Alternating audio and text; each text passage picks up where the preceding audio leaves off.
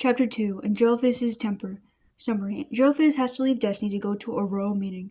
Destiny is freezing cold without him. Andrealphus comes back in a sour mood and she sees firsthand his terrible temper. Destiny wakes up the next morning. She sees that Andrealphus isn't in bed next to her. She shivers from the loss of warmth. Her teeth chatter. She wraps her arms around herself to conserve heat. She whimpers, "Andy, where are you?" Androphis walks into the room. He's wearing his royal attire and his icy blue crown. He looks at her. "What's wrong, dear?" Destiny shivers. "I'm cold, Andy." Androphis sighs. He walks over to her. "I'm sorry, dear. I have to go to a meeting." Destiny pouts and whines. "Do you have to go?" Androphis nods. "Yes, it's a Goetia meeting. I must attend. You're lucky that they didn't ask you to make an appearance." "But I need you to keep me warm." Androphis' eyes soften. "I shall only be gone for 2 hours." Destiny looks sad. Androphis leans over and kisses her on the forehead. "I'll be back soon, I promise." Destiny nods. Androphis leaves the palace. Destiny shivers and her teeth chatter. She hates the cold and now she doesn't have Androphis to keep her warm. She gets out of bed and puts on her robe. She doesn't bother with putting on her dress or tiara. She goes into the living room. She wraps a blanket around herself. She is shivering like a leaf. "It's so bloody cold. I wish Andy was here. I need his warmth." She rubs her hands together. Her hands are shaking and freezing cold. She takes a shuddering breath. How is she going to survive 2 hours without Androphis? His palace is so fucking cold. She sneezes and groans. "Oh, I love you, Andy, but your palace is so bloody cold. I hate this." She bundles up underneath the blanket.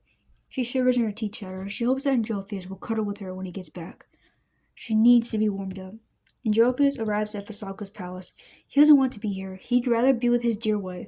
He doesn't have a choice in the matter, unfortunately. He is a Goetia and proud of it. He wouldn't want to be one of those disgusting, vile imps. He isn't excited to see Vassago or Stolas. He takes a deep breath and knocks on the door. Vassago opens the door. He looks at Androphis. "Androphis, what a pleasure."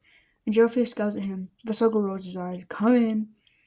Androphis walks inside. Vassago closes the door. They go into the meeting room. Stolas and Stella are already there. Androphis is next to Stella. He fans himself with his hand. It is way too hot in there for him to handle. He groans. "For fuck's sake, Vassago, it's so hot in here." Vassago scoffs. "Oh, grazie, Androphis." "Encanta." "Oh, shut up, Androphis. Just suck it up." Androphis looks annoyed. "What did you just say to me?" "Eras tennis, stupido. Mi sento mal. Por tu probe esposa." "You are so stupid. I feel bad for your poor wife."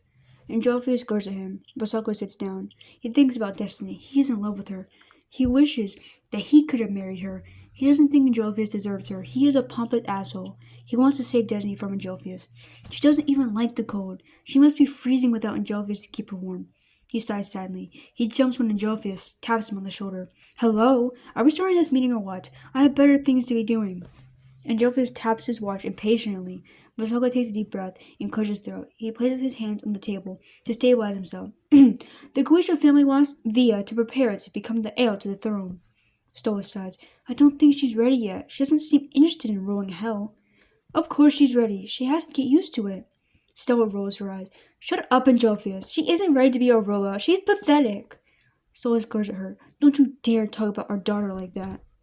Stella scoffs. "Suck on a dick, Stolas. You know you want to." Stolas growls and crosses his arms. He hates Stella's guts. He wishes that his father, Paimon, didn't force him to marry her. He was a fucking dick. Such a terrible father. "Octavia will become the ruler when she is ready. I won't let them put pressure on that poor girl." Stolas and Androphis nods. Stella scowls and rolls her eyes. She doesn't want to hear this pathetic and dumb shit. Her daughter is a disgrace, just like her father, and a terrible princess of the Ars Goetia. "Anything else, Vassago?" Vassago sighs and taps his finger on the table. He takes a deep breath. He is tempted to speak in Spanish, but he knows that they won't understand him. The only person he respects in here is Stolas. "That was all I had to speak about." Androphis looks annoyed. "Seriously? You couldn't have just sent us a text? This was a complete waste of time." Stolas clears his throat. "No, it wasn't. This is very important." Androphis scoffs and rolls his eyes. "Yeah, maybe for you. I'm leaving." Androphis stands up. Vassago follows him. "Androphis, wait!" Androphis raises his middle finger at him. "Fuck off, Vassago." Androphis leaves. Vassago sighs and glares. He goes back over to the table. He's such an ass. Stella glares at him. "Hey, that's my brother you're insulting. You should watch what you say, parrot." Vassago rolls his eyes. He sits down at the table.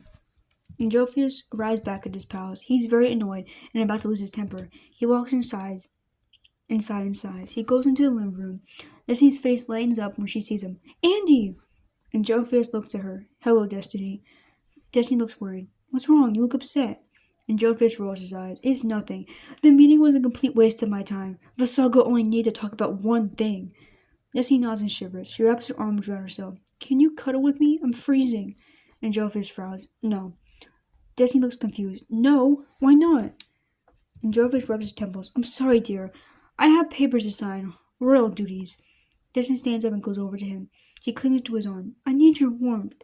Andrealphus scowls at her. Destiny, I don't have time for this. I have things to do. But I'm your wife. Andrealphus moves her away from him. She pouts and whimpers from the loss of warmth. Destiny, I won't tell you again. I have important things to do. Destiny looks into his blue eyes. He looks mad. She sighs and hugs herself. Fine, just hurry. Andrealphus grunts and leaves the room. Destiny sighs and sits down. She shivers. That is the bad side of her husband.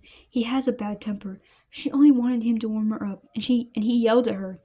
She takes a deep breath and wraps the blanket around herself. She pulls her knees up to her chest to keep warm. She wonders how long Andrealphus will be. It is late in the evening. Destiny is shivering from the cold. She goes into the room. Andrealphus is already there. He is shirtless. Destiny fidgets with her hands. Hey, Andy.